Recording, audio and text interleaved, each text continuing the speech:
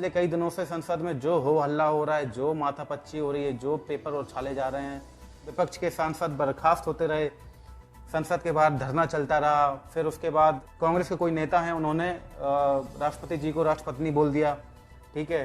तो उसके बाद जो हमारी सबकी प्यारी बहू संसद में खड़े होकर चीखी है, जो चिल्लाई है, Apologize to the nation.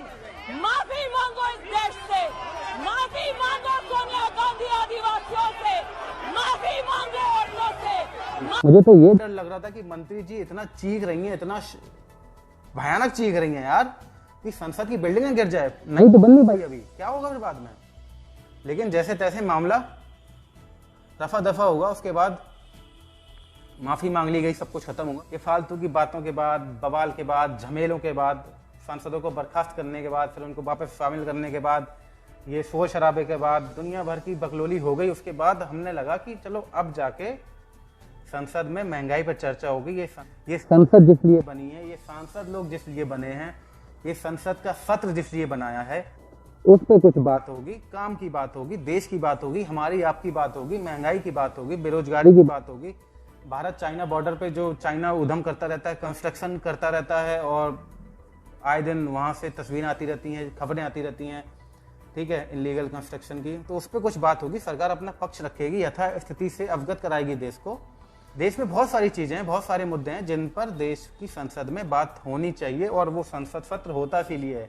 लेकिन फालतू की बातों में जान कितना टाइम निकल जाता है। फाइनली संसद में कल महंगाई की बात पे चर्चा हुई, लेकिन भाई साहब चर्चा होनी थी महंगाई पर, बेरोजगारी पर, और चर्चा हो गई राष्ट्रीय उपकार पर। तो सबसे पहले बात करते हैं सांसद वीर हमारे निशिकांत दुबे हैं भाई साहब, एक बीजेपी के नेता हैं, सांसद हैं। उन्होंने संसद में खड़े होकर बोला कि हमारी सरकार, हमारे प्रधानमंत्री नरेंद्र मोदी 80 करोड़ लोगों को मुफ्त के, फ्री फंड के गेहूं चावल दे रहे हैं, ठीक है। इस बात का लोगों को, देश को और विपक्ष को और संसद को मोदी जी का धन्यवाद देना चाहिए। हमारे प्रधानमंत्री यदि 80 करोड़ गरीबों को फ्री का खाना दे रहे हैं, फ्री फंड का खाना दे रहे हैं, तो क्या हम बधाई के पात्र नहीं है? क्या हमको प्रधानमंत्री जी को बधाई नहीं देना चाहिए? नहीं, हमको नेताजी से बस एक बात पूछनी है कि ये बताइए नेताजी, आपने ये जो 5 किलो गेहूं चावल दिया है, राशन दिया है, ठीक है, आपने ये राशन खुद हल जोत के उगा के दिया है, आपने या खरीद के दिया है, या आपने अपने खेत बेच के दिया है, या आपने अपनी प्रॉपर्टी बेच के दिया है, आपने अपनी जेब से दिया है, या आपने अपनी सांसद की सैलरी से दिया है? इतना बता दीजिए। आप जनता से लेकर जनता को ही वापस किसी बहाने कर देते हैं, तो आप उसका गुणगान गाने लगते हैं। आपकी पूरी सरकार को वित्त प्रधानमंत्री जी, वित्त गृह मंत्री जी, वित्त रक्षा मंत्री जी, वित्त वित्त मंत्री जी, और पूरे सांसद, पूरे राज्यसभा के, पूरे लोकसभा के, इनको खड़े होकर जनता का धन्यवाद देना चाहिए। जनता पिछले 1-1.5-2 साल से आपका 100 रुपए के आसपास पेट्रोल खरीद रही है, 100 रुपए के आसपास डीजल खरीद रही है। सीएनजी आपकी अभी आज ही बढ़ी है, लखनऊ में सीएनजी का दाम डीजल से ज्यादा हो गया है। सिलेंडर की कीमत भाई साहब 1100 के आसपास चल रही है। जो सिलेंडर 2 साल पहले आप खुद देख लो कितने का आता था, या 4 साल पहले कितने का आता था, 8 साल पहले कितने का आता था। आपने दूध पे, पनीर पे, मक्खन पे, छाछ पे टैक्स लगा दिया है, वो जनता खरीद रही है। कहाँ रहा है ये सब टैक्स? हमको बताओ सांसद जी, इस देश के 135 करोड़ लोग जो है ना, जो डायरेक्ट और इनडायरेक्ट टैक्स आपको देते हैं, सरकार को देते हैं, जिस टैक्स से पूरी गवर्नमेंट चलती है, सिस्टम चलता है, पूरे सांसदों की सैलरी चलती है, उन आपके राशन चलते हैं, भत्ते चलते हैं, ट्रैवल चलता है, प्लेन का, ट्रेन का, आपके फर्नीचर के लिए पैसे मिलते हैं, आपको दुनिया भर के भत्ते मिलते हैं, 1 रुपया नहीं खर्च होता है आपका, वो होता है फ्री फंड में। कायदे से लुटियंस दिल्ली में जितने भी सांसदों के फ्लैट हैं, कोठियां हैं, घर हैं, उन घरों के बाहर हमेशा के लिए लिख देना चाहिए फ्री फंड का घर। फ्री फंड के घर के नीचे छोटे छोटे अक्षरों में लिख देना चाहिए फ्री फंड का राशन इस घर में मिलता है, फ्री फंड का फर्नीचर इस घर में मिलता है, फ्री फंड की लाइट इस घर में मिलती है, फ्री बातचीत करने के लिए टेलीफोन पे, मोबाइल पे आपको पैसे मिलते हैं। 1-1.5 साल से ये साबित करने में लगे हैं कि आप पूरे देश को पाल रहे हैं ना, तो आप देश को नहीं पाल रहे हैं, देश आपको पाल रहा है। ये कहो कि 130 करोड़ लोग इस पूरी सरकार को पाल रहे हैं, पूरे सिस्टम को चला रहे हैं, पूरे सिस्टम में जितने लोग काम कर रहे हैं उनकी सैलरी इन्हीं लोगों के, हम लोगों के 130 करोड़ लोगों के डायरेक्ट इनडायरेक्ट टैक्स से बन के कटती है। तो ये गलतफहमी अपने मन से निकाल दिए नेताजी कि आप फ्री फंड में इस देश को, इस देश के लोगों को कुछ दे रहे हैं। कभी किसानों को लेकर भी दुबे जी ने एक एवं बयान दे दिया है, सफेद झूठ वाला। सेशन में हम लोग किसानों की आत्महत्या का मुद्दा उठाते थे कि नहीं उठाते थे? आज पिछले 8 साल में एक भी चर्चा अपोजिशन ने किसानों की आत्महत्या का किया है? यदि नहीं किया है इसका मतलब कि किसान आत्महत्या नहीं कर रहे हैं। हमने किसानों को इतनी ताकत दी है कि आज किसान लड़ाई कर रहा है। किसानों ने आत्महत्या नहीं की है। तो भाई साहब 5 दिन पहले ही नरेंद्र सिंह तोमर ने लिखित में जवाब दिया था संसद में कि 2000 से 2018 के बीच में अकेले पंजाब में 1805 आत्महत्याएं हुई हैं। ठीक है, और ओवरऑल पूरे देश में देखा जाए एनसीआरबी का डेटा है कि 2020 में 5079 किसानों ने आत्महत्या की है, 2019 में 5957 आत्महत्या हुई है, 2018 में 5763 आत्महत्याएं हुई हैं। मतलब एक तरफ सरकार लिखित में कुछ और बोलती है और मुंह जवानी तो कुछ भी बोलती है। ये जो सांसद भी हैं, नेता हैं, मंत्री हैं, ये संसद में खड़े होकर कुछ भी बोल देते हैं।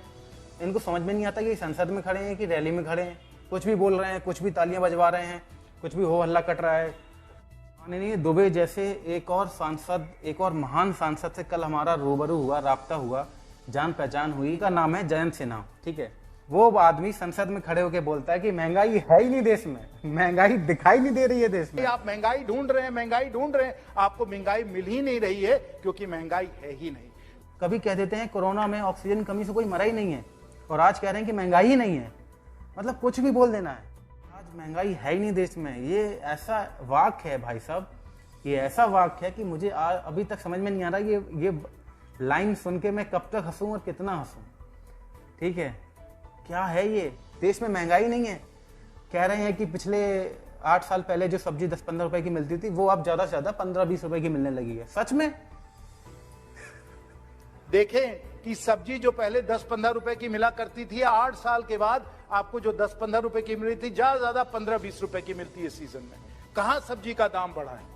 आप अंडा का दाम देख ले, आप आटा का दाम देख ले, दूध का दाम देख ले। हर वस्तु पे जो कंट्रोल इस सरकार का रहा है वो अतुल्य रहा है और अकल्पनीय रहा है। कौन सी दुनिया में रहते हैं ये सांसद लोग? तो आज गरीब की थाली आंकड़ों से नहीं, वो वस्तुओं से भरी है, उसका पेट उनसे ही भरा जा रहा है, वो हम लोग भर रहे हैं। ये वास्तविकता है। आपको पसंद नहीं आई, आप महंगाई ढूंढ रहे हैं, महंगाई ढूंढ रहे हैं, आपको महंगाई मिल ही नहीं रही है क्योंकि महंगाई है ही नहीं। पिछले कई महीनों से खुदरा महंगाई दर और थोक महंगाई दर, इन दोनों के इतने आंकड़े आए हैं कि ये महंगाई दर जो आरबीआई की तय मानक है 6%, उससे कहीं ज्यादा चल रही है जो खुदरा महंगाई दर है, और जो थोक महंगाई दर है वो 2 दशक में सबसे ज्यादा चल रही है इस वक्त। तो ये सब जो खबरें होती हैं महंगाई की, इन्फ्लेशन की, खुदरा महंगाई दर की और ये थोक महंगाई दर की, रोज खबरें आती हैं, हर दूसरे तीसरे दिन, हर चौथे दिन, हर हफ्ते में, कि महंगाई इतनी हो गई, महंगाई इतनी हो गई है। ये सब खबरें सरकार के सदन भी लोग नहीं पढ़ते हैं क्या? अभी थोड़े दिन पहले ही किसी बिहार के नेता का वीडियो वायरल हुआ था। वो हाईवे से जा रहे थे तो उनको रास्ते में उन्होंने किसी भुट्टे वाले से एक भुट्टा मांगा और उतर के बोलते हैं कि कितने का है, तो वो बोलता है 15 रुपए का। तो बोलते हैं कितना महंगा? आपके मंत्रियों को, आपके नेताओं को खुद महंगाई एहसास हो जाता है, लेकिन संसद में आके महंगाई गायब हो जाती है। संसद के बाहर निकलती महंगाई शुरू हो जाती है। संसद के अंदर महंगाई गायब नहीं होती भाई साहब, संसद के अंदर आपका घमंड बड़ा हो जाता है। सरकार का घमंड इतना ऊंचा हो गया कि नीचे की चीजें दिखाई ही नहीं दे रही हैं कि महंगाई कितनी है, बेरोजगारी कितनी है, मारामारी कितनी है। आपको गिरती हुई अर्थव्यवस्था नहीं दिख रही है, आपको लोगों की गिरती हुई सैलरी नहीं दिख रही है, लोगों की जाती हुई नौकरी नहीं दिख रही है, आपको लोगों के बंद होते धंधे नहीं दिख रहे हैं, आपको सच में लोग मरते हुए लोग नहीं दिख रहे हैं, परेशान लोग नहीं दिख रहे हैं, युवा परेशान नहीं दिख रहा है। आपको थोड़ी नौकरियों के लिए लाखों करोड़ों आवेदन डाल देते हैं।